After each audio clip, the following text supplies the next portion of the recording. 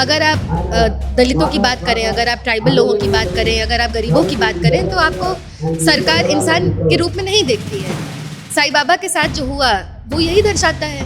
Jail में उनको जिस तरीके का ट्रीटमेंट मिला, दवाई से लेके उनकी माँ की मौत के बाद भी उनको माँ से मिलने नहीं दिया गया, ये वही दिखाता है। मैं खुद एक आदिवासी हूँ। I come from a tribal family.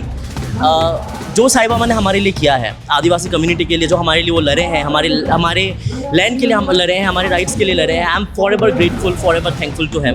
And वो एक उनकी जो फाइट है, उनकी जो स्ट्रगल है, वो डेफिनेटली हमारे मन में हमेशा रहेगा और हम उसको आगे बरकरार रखेंगे। साईं बाबा कहीं ना कहीं एक कनेक्टिंग थ्रेड हैं, संघर्षों के एक साथी हैं।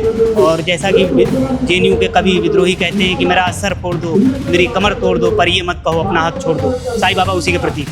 बार बार चीज़ों के लिए आवाज़ उठाते रहें, और चाहे सिस्टम आपको कितना ही खदेड़ दे पीछे, आप आगे आइए। अगर साईं बाबा अपने डिसेबिलिटी के बावजूद सवाल उठाते रहे, एक्टिविज़म में करते रहें, लड़ाई डीयू तक वो पहुँचे, तो ये हमारे लिए वैसे ही एक तरीके का इंस्पिरेशन है। हम क्यों नहीं कर सकते? जितने भी स्टूडेंट एक्टिविस्ट हैं जो कि उनके आइकन हैं साईं बाबा, और ज़ाहिरा तौर पर और यहाँ बहुत सारे अन्य राज्यों से और तेलंगाना, आंध्रा के तमाम कैंपसों से विद्यार्थी आए हैं। एक संवाद की कड़ी यहाँ शुरू हुई है। ये कार्यक्रम रुकेगा नहीं। जीएन साईं बाबा की आज श्रद्धांजलि सभा चल रही है, और यहाँ आप देखिएगा कि बड़ी संख्या में लोग आए हैं। इसमें जो है बुजुर्ग हैं, महिलाएं हैं, नौजवान हैं, और हर हिस्से के लोग दिख सकते हैं। कोई एक तरह का चेहरा नहीं है। और जिस तरह की रिवोल्यूशनरी स्पिरिट है यहाँ, वो यहाँ भाषणों में दिख रही है। और इसमें जो सबसे खास बात है कि मैं देख रहा हूँ कि युवा जो है अच्छी संख्या में आए हैं, वो चेहरे मैं देख रहा हूँ। हमारे साथ यहाँ विश्वविद्यालय में जो उस्मानिया यूनिवर्सिटी है, ESCU है, उसमें पढ़ने वाले छात्र हैं और कुछ यूथ हैं। इनसे बात करते हैं। शुभ नाम बताइए अपना। विष्णु जी, अभी जो ये डेथ हुई है साईं बाबा की, इस मौत को और उनके पूरे जीवन को आप किस तरह से देखते हैं? वेल, साईं बाबा जी के बारे में पहली बार मुझे पता चला दिल्ली विश्वविद्यालय के नॉर्थ कैंपस में। तो ये अराउंड 2-3 साल पहले दिल्ली विश्वविद्यालय के जो नॉर्थ कैंपस के जो वॉल्स हैं, वहाँ पे लिखा हुआ था फ्री साईं बाबा। तो पहली बार तब मुझे साईं बाबा जी के बारे में पता चला। उसके बाद जब मैंने उनके बारे में पढ़ा, मैंने read about him, I was traumatized. You know, the kind of struggle that man had gone through. You know, the amount of torture that he has, the amount of torture he received from the state, it was unbelievable. And I believe it's a state-sponsored killing, definitely. कोशिश करें अगर हिंदी में बोल सकें। It's a state-sponsored killing. उनको जो basic human rights, उनको अपने माँ के देहांत के टाइम पे उनको अपने माँ से मिलने नहीं दिया। जो बेसिक राइट्स, एक अगर आप जेल में भी हो तो भी जो आपको जो बेसिक राइट्स आपको मिलने चाहिए वो नहीं मिले। 1 महीने पहले मैंने उनका एक सेशन अटेंड किया था, जिसमें वो और उनकी वाइफ दोनों ने शिरकत की थी उस इवेंट में। एंड जो कहानियाँ उन्होंने बताई उस टाइम, कैसे उनके वाइफ को उनसे मिलने नहीं दिया गया था, कैसे वो एम्बुलेंस के पीछे भागी, हॉस्पिटल में भी उनको नहीं मिलने दिया। एक वॉशरूम में वो लोग मिले थे, एक वॉल के आर पार वो लोग चिल्ला के बातें कर रहे थे। ये सब सुन के दर्द होता है, बुरा लगता है। अब सोचते हैं कि हम मतलब किस व्यवस्था में हम जी रहे हैं, किस कानून व्यवस्था में हम जी रहे हैं, जहाँ पे बेसिक ह्यूमन सेंस ही नहीं है लोगों में। और मैं खुद एक आदिवासी हूँ। I come from a tribal family. जो साईं बाबा ने हमारे लिए किया है, आदिवासी कम्युनिटी के लिए जो हमारे लिए वो लड़े हैं, हमारे लैंड के लिए हम लड़े हैं, हमारे राइट्स के लिए लड़े हैं। I am forever grateful, forever thankful to him. And वो एक उनकी जो फाइट है, उनकी जो स्ट्रगल है, वो डेफिनेटली हमारे मन में हमेशा रहेगा और हम उसको आगे बरकरार रखेंगे।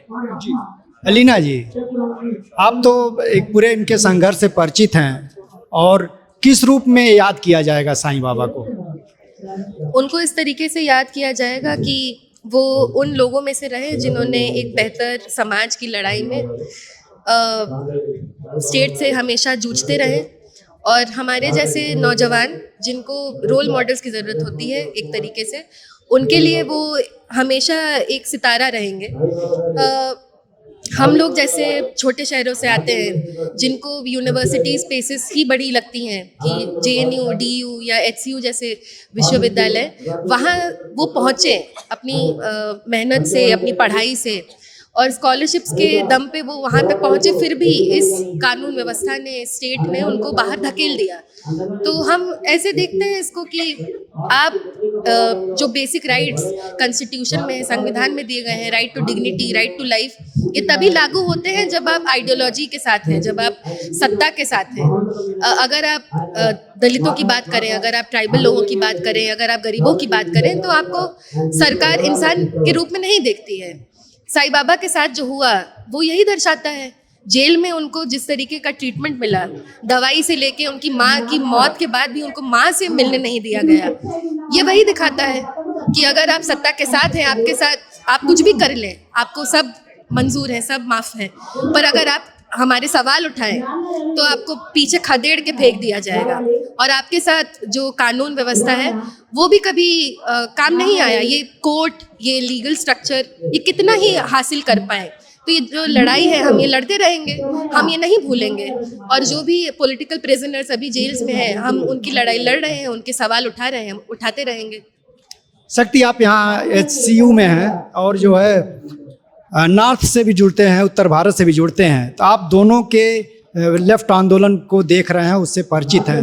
ये नॉर्थ से यहाँ जो साउथ का आंदोलन है, खास करके आंध्रा का और तेलंगाना का, वो किस तरह से लगा? साईं बाबा उस विरासत से कैसे जुड़ते हैं? उनकी क्या जो है विरासत है? देखिए कि इतिहास जो लोग जानते हैं कि देश में जो तेलंगाना आंदोलन चला वो इसी धरती से था, और उसके बाद जो नक्सलवाड़ी आंदोलन चला ज़मीन के सवाल को लेके, सामंती दमन के खिलाफ, वो भी यहीं श्रीकाकुलम की ज़मीन से था। तो ज़ाहिरा तौर पर यह आंदोलन की धरती है। गदर को अभी हमने खोया है, और यहाँ तेलंगाना से ऐसे बहुत सारे चेहरे हैं, पट्टाभी सीतारमैया से लेके, जिन लोगों ने लड़ाई लड़ी है भूमिहीन किसानों की और ज़मीन जोतने वालों को मिले। तो ज़ाहिरा तौर पर यहाँ आप देखेंगे कि यहाँ के लेफ्ट आंदोलन में उसकी एक झलक भी है। तमाम पार्टियाँ, CPI, CPM, CPI-ML, new democracy, red star और माओइस्ट से लेके बहुत सारे ऐसे धाराओं के लोग हैं जो यहाँ पर आए हैं, अपनी श्रद्धांजलि दिखा रहे हैं, जिन्होंने न्याय के सवाल पर लड़ा है। और साईं बाबा कहीं ना कहीं एक कनेक्टिंग थ्रेड हैं, संघर्षों के एक साथी हैं। और जैसा कि JNU के कवि विद्रोही कहते हैं कि मेरा सर फोड़ दो, मेरी कमर तोड़ दो, पर ये मत कहो अपना हक छोड़ दो, साईं बाबा उसी के प्रतीक हैं। अपना नाम बताइए कैमरे के सामने। मेरा नाम आयुषी है सर। आयुषी, तो आप यहाँ पढ़ रही हैं, HCU में पढ़ रही हैं शायद? HCU में मीडिया स्टडीज फर्स्ट ईयर की स्टूडेंट हूँ। क्या बात है। तो आप तो यहाँ रहते जो है पूरा देख रही होंगी साईं बाबा के पूरे आंदोलन की विरासत। जब राष्ट्रीय स्तर पर चर्चा का विषय बने तो पूरा राष्ट्रीय स्तर पे जो फीलिंग थी, जो उसके प्रति प्रतिक्रियाएं थी, वो यहाँ किस रूप में थी? किस तरह से लोग देख रहे थे उसको? देखिए, मुझे हैदराबाद आए हुए 2 महीना ही हुआ है, और मुझे ये लगता है कि इनकी जो पॉलिटिक्स है वो कभी यहाँ सीमित थी ही नहीं, क्योंकि इन्होंने काम भी दिल्ली में किया। उसके बाद ये बोला जाता है 20,000 किलोमीटर इन्होंने घूम के अपनी पॉलिटिक्स को सॉलिडिफाई किया है, अपने आइडियाज़ को स्प्रेड किया है। तो वो नेशनल लेवल पे पॉलिटिक्स तो उनकी हमेशा से थी। प्लस ये हैदराबाद, ये जो जगह है, तेलंगाना, आंध्र प्रदेश, ये हिस्टोरिकली बहुत गढ़ रहा है इस चीज़ का। आप एग्रीकल्चरल में आप रिफॉर्म्स देखें, या आप वारंगल के जो जितने भी आंदोलन हुए आप वो देखें, नक्सलाइट मूवमेंट का जो जड़ है वो यहाँ से है। तो यहाँ पे मैं जब 2 महीने पहले आई तो जब इनका एक होम कमिंग हुआ था कुछ 1 महीने पहले, तो 2-3 साल पहले मैंने दिल्ली में इनकी वाइफ को देखा। दिल्ली में वो इवेंट्स में काफ़ी एक्टिव रहती थी। उस टाइम उनको रिलीज़ कराने कि उनमें वो थी, आस थी, वो लेके आती थी हमेशा। इस बार पहली बार जब मैंने उन्हें यहाँ हैदराबाद में देखा तो वो काफ़ी खुश थी, क्योंकि इनको रिलीज़ किया गया था 6 महीने पहले। तो मुझे याद है कि जब वो एंटर किए थे और हैदराबाद में हम सब ने होम कमिंग मनाया था, तो मतलब उल्लास से पागल हो गए थे लोग। तालियां रुक नहीं रही थी कि ये हमारे बीच में वापस आ गए हैं। तो 1 महीना भी इस बात को नहीं हुआ है, और 1 महीने बाद ये होता है तो हम सब शॉक में हैं। हम सब एक्सेप्ट करने को तैयार नहीं है कि ये इनको जो भी बोला जा रहा है कि कॉम्प्लिकेशंस, ऑपरेटिव कॉम्प्लिकेशंस, इनकी डेथ हुई है, कोई भी तैयार नहीं है इसको सच मानने के लिए, क्योंकि सबको लगता है कि जो 10 साल से इनके साथ स्टेट ने किया है ये उसकी वजह से आज ऐसा हुआ है। इनको तब तक ये बोलते रहे कि मुझे और दिक्कतें हो रही हैं, हार्ट में डिजीज़ हो रही है और भी बहुत इनको इश्यूज आ रहे थे, बट डिस्पाइट दैट इनको छोड़ा भी गया। हाई कोर्ट ने जब बेल दी तो एक दिन में स्पेशल हियरिंग करा के सुप्रीम कोर्ट ने उस बेल को कैंसिल किया। फिर वो 2 साल उसके बाद जेल में रहे, जिसके बाद फिर से ये बोला गया कि एविडेंस इनफ नहीं है। तो ये जो स्टेट ने इनके साथ किया है, that has institutionally murdered Sai Baba, but his politics, what he stood for, जिस चीज़ के लिए भी वो खड़े होते हैं, वो हमें ऑल द मोर करेज से ही भर दिया है टू टेक इट फॉरवर्ड। अच्छा, ऐसी जो पूरी लिगेसी है और जिस तरह का संघर्ष इन्होंने जिया है, क्या यूथ के लिए, खासकर युवाओं के लिए प्रेरणा का स्रोत बनेगा? एक ऐसा आइकन जो लेफ्ट मूवमेंट के लिए एक प्रेरणा का नया स्रोत बन सकता है, इस तरह की शख्सियत के रूप में देखा जा सकता है? मुझे लगता है कि बिल्कुल ऐसा हो सकता है, क्योंकि हम जिस समय में अभी जी रहे हैं एकेडमिक स्पेसेस में या कहीं भी पॉलिटिक्स करने से लोगों के ऊपर बहुत ज़्यादा, मतलब आप क्या बोले, सप्रेशन हो रहा है उन लोगों का, जिनकी वजह से यूथ बहुत डिलेमा में चली गई है कि मतलब क्या हमें इस चीज़ से दूर हो जाना चाहिए या क्या हमें और इन्वॉल्व होना चाहिए। पर जब आप इस टाइप का स्ट्रगल देखते हैं कि आप एकेडमिक स्पेस में रहे आप कितना एक्टिवली इन्वॉल्व होकर लोगों के लिए काम कर सकते हैं, तो मुझे लगता है कि ये ज़रूर लोगों को, यंग लोगों को प्रेरणा देगा कि ये करेज है जिसके साथ आप किसी भी अपने एकेडमिक्स को आप सेपरेट ना समझें अपने पॉलिटिक्स से, और ये एक साथ ही चलता है और एक साथ ही होता है। और स्पेशली जब आपके पास प्रिविलेज है कि आप एक स्पेस में आके पढ़ाई कर पा रहे हैं, तो आप बिल्कुल अपनी आवाज़ उठाएं। यही सवाल विष्णु जी आपसे हम पूछेंगे, मतलब जिस तरह की शख्सियत रही, इतना लंबा संघर्ष और अपनी इन शारीरिक स्थितियों के साथ, तो क्या एक नए प्रेरणा के स्रोत बन सकते हैं एक ऐसे आइकन लेफ्ट के लिए, जिनसे कि यूथ जो है प्रेरणा ले और इस मूवमेंट का हिस्सा बने? जी ज़रूर। आप अगर मैं अपने बारे में कहूँ तो आई कम फ्रॉम नॉर्थ ईस्ट, तो growing up I didn't know much about what do call it, what is to be marginalized or what is casteism, क्योंकि हमारे उत्तर पूर्वांचल की अगर मैं बात करूँ तो हमारे वहाँ अपने सॉर्ट ऑफ हमारी इश्यूज़ है, पर caste was never that blatant, और इतना ज़्यादा कास्ट वायलेंस या एट्रोसिटीज़ देख के मैं बड़ा नहीं हुआ था। लेकिन जब मैं नॉर्थ में गया तो पहली बार मुझे पता चला कि आदिवासी होना क्या है, ट्राइबल होना क्या है। मेरी कास्ट मेरी आइडेंटिटी बन गई। जैसे मैं भी पत्रकारिता में था, तो आपको भी पता है पत्रकारिता में, जर्नलिज्म में दलितों और आदिवासियों के लिए एक पोजीशन तक पहुंचना बहुत मुश्किल है। अगर हमने आई थिंक आज तक हमने कोई भी आदिवासी एडिटर देखा ही नहीं है। एडिटोरियल पोस्ट में आदिवासी कम्युनिटी से कोई रिप्रेजेंटेशन नहीं है। तो मेरे हिसाब से अगर जब मैंने साईं बाबा के बारे में पढ़ा तो एक एनलाइटनमेंट हुई मेरे को। मुझे समझ में आया कि कैसे हमें दबाया जाता है, एक कॉमरेडरी क्या होता है। It's what is to be मैं एक ट्राइबल हूँ, मैं नॉर्थ ईस्ट से आता हूँ, and what it is to stand up for the tribals of Jharkhand और ट्राइबल्स ऑफ छत्तीसगढ़। ये बात मुझे जी एन साईं बाबा ने सिखाया। उनके बारे में पढ़ के मुझे वो समझ में आया कि how important it is to be to stand up for the marginalised, for your rights. और डेफिनेटली ये जो एक प्रेरणा है वो मेरे साथ रहेगा, और नॉट ओनली विथ मी, ये बहुत सारे बच्चों के साथ रहेगा, स्पेशली एकेडमिक स्पेसेस में। जैसे हम देखें तो SU में, मैं SU से आता हूँ, तो SU में साईं बाबा के बारे में लोग बात कर रहे हैं, जो लोग नहीं भी जानते वो भी जानने की कोशिश कर रहे हैं। तो ऐसे ही मेरे हिसाब से वो एक जो इंस्पिरेशन उन्होंने जो सेट किया है वो डेफिनेटली आगे बढ़ेगा। मुझे लगता है कि नए लेगेसी की ज़रूरत से ज़्यादा ये ज़रूरी है कि हम अपने पुराने लेगेसी को भी याद रखें। मतलब एक तरीके से लेफ़्ट आंदोलन की ख़ास बात यह है कि हम चीज़ें भूलते नहीं हैं और अपनी गलतियों से बार बार सीखते हैं, हिस्ट्री को वैसे देखते हैं हम। तो साईं बाबा का जो स्ट्रगल है वो कनेक्टेड है, पूरे जो स्ट्रगल्स रहे हैं। आप यहाँ का जो मूवमेंट रहा है, तेलंगाना मूवमेंट से लेके अगर नक्सलबाड़ी तक देखें, ये एक तरीके का स्ट्रगल ही है जहाँ पे हमें ये याद रखना होगा कि आप बार बार चीज़ों के लिए आवाज़ उठाते रहें, और चाहे सिस्टम आपको कितना ही खदेड़ दे पीछे, आप आगे आइए। अगर साईं बाबा अपने डिसेबिलिटी के बावजूद सवाल उठाते रहें, एक्टिविज़म में करते रहें, लड़ाई DU तक वो पहुँचे, तो ये हमारे लिए वैसे ही एक तरीके का इंस्पिरेशन है। हम क्यों नहीं कर सकते, या हम ये प्रोग्रेसिव आंदोलन में अपनी भागीदारी क्यों नहीं ला सकते, हम आगे क्यों नहीं आ सकते। और ख़ासकर महिलाओं, दलितों और मुसलमानों के लिए ये प्रतीक रहेंगे कि अगर आप मार्जिनलाइज्ड हैं तो आपको ज़रूरत है कि आप मेन स्ट्रीम में आए, आगे आएँ और अपनी बातों को मुखर तरीके से रखें। आप नहीं तो कौन रखेगा।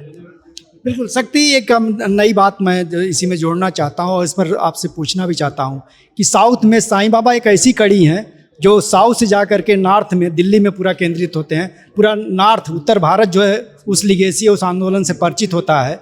और साउथ में देखिएगा तो अपने तरह की लेफ्ट के बीच एक एकता है, उसमें माओवाद से लेके मतलब जो है CPI, CPM या जितनी भी धाराएं हैं सब यहाँ एक दिखती हैं और एक दूसरे के साथ खड़ी होती दिखती हैं। नॉर्थ में एक गैप दिखता है इस तरह का। तो क्या उस कड़ी को, उस कमी को साईं बाबा वहाँ पूरा करेंगे और एक नया दौर शुरू हो सकता है? ज़ाहिरा तौर पर साईं बाबा इस तरह की नॉर्थ और साउथ की एकता के प्रतीक हैं। और मुझे लगता है कि जितने भी कैंपसों में मैंने एक्टिविज़म किया है, इलाहाबाद यूनिवर्सिटी से लेके या उत्तर प्रदेश के और कैंपसों में, लखनऊ यूनिवर्सिटी, BHU, लोग भारी मात्रा में साईं बाबा को जानते हैं, उनके स्ट्रगल से परिचित हैं। उनके समर्थन में आप देखिए कि जितने भी स्टूडेंट एक्टिविस्ट हैं जो कि उनके आइकन हैं साईं बाबा, और ज़ाहिरा तौर पर और यहाँ बहुत सारे अन्य राज्यों से और तेलंगाना, आंध्रा के तमाम कैंपसों से विद्यार्थी आए हैं। एक संवाद की कड़ी यहाँ शुरू हुई है। ये कार्यक्रम रुकेगा नहीं। आज शाम में हैदराबाद यूनिवर्सिटी के अंदर आयशा ने कैंडल मार्च रखा है, मशाल जुलूस रखा है, इफ्लू में भी कार्यक्रम है और मुझे लगता है ये सभी कैंपसों में होगा। लोग जाएंगे, इस पर बात करेंगे, उनके स्ट्रगल को याद करेंगे। एक नई एकता का दौर शुरू होगा। यहाँ की फैकल्टी हैं, प्रोफेसर हरगोपाल के लक्ष्मी नारायण, वो आए हैं और टीचर आए हैं, उनसे संवाद स्थापित कर रहे हैं युवा यहाँ पर, और हम उनको बुलाएंगे, वो हमको बुलाएंगे। एक साझा कड़ी बनेगी नॉर्थ और साउथ की। बिल्कुल एक साझा कड़ी बनेगी। इनका कहना है कि जो नॉर्थ और साउथ के बीच अपने तरह का एक गैप है और साउथ में एक नई तस्वीर दिखती है जिसमें तमाम जो वामपंथी धाराएं हैं वो एक होती हैं। उसके कहिए तो एक चेन की एक कड़ी के तौर पे जो नॉर्थ को भी जोड़े, साईं बाबा को उस कड़ी के तौर पर देखा जा रहा है। और विरासत उत्तर भारत में भी बढ़ेगी और फैलेगी, इस बात की पूरी संभावना है। और उन कैंपसेज में वो दिखी हैं, उसकी झलकें दिखी हैं। लिया जा कह सकते हैं कि आज एक मौत भले हुई है लेकिन उसकी विरासत बहुत बड़ी है और वह हिमालय का भी रूप लेगी भविष्य में, ये कहा जा सकता है। बहरहाल हैदराबाद के इस श्रद्धांजलि सभा से जनचौक के लिए मैं महेंद्र मिश्र।